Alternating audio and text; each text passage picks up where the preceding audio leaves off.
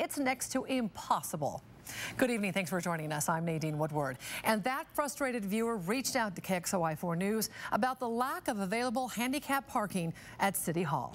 KXLY4's Caiti Currey working for you. And Caiti, this man has tried everything, but then finally reached out to us for help.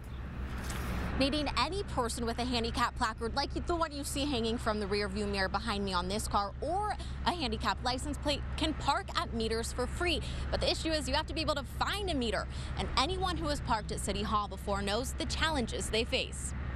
Finding a parking spot downtown can feel like running a race you're never going to win. Well, yesterday I went around 3 times trying to wait for an opening. Joseph Poland is a longtime Spokane resident and sticks to his longtime tradition of paying his bills in person. Because I take money out, I don't like using my cards. As a disabled vet, walking long distance is not an easy task. But with limited parking around City Hall, it's something he is forced to do when he heads downtown to pay his utility bills. This is City Hall.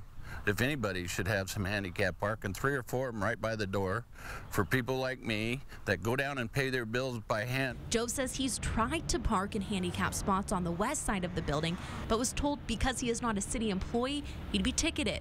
After asking several people where he could find handicap parking, no one could answer him. Just infuriated. I mean, you know, they would not listen. Well, I'm a citizen. I pay a lot of taxes. That certainly is not the standard of service that we prescribe to and not the standard of service that we want to deliver to our customers. So we would absolutely will take a look at that and make sure that our customers are getting the help that they need.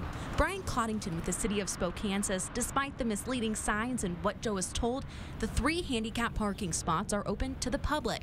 He says the city hasn't put designated handicap spots in front of City Hall in an effort to allow more people the chance to park here during the day. The idea with the meters around here and the timing of the meters in any location is to try to create some turnover in those meters so they're available to people to park whether they are displaying a handicap placard or not.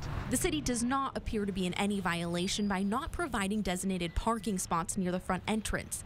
But Joe says they owe it to the citizens. It's responsible government, and right now that's not responsible when you don't have any handicap parking at City Hall.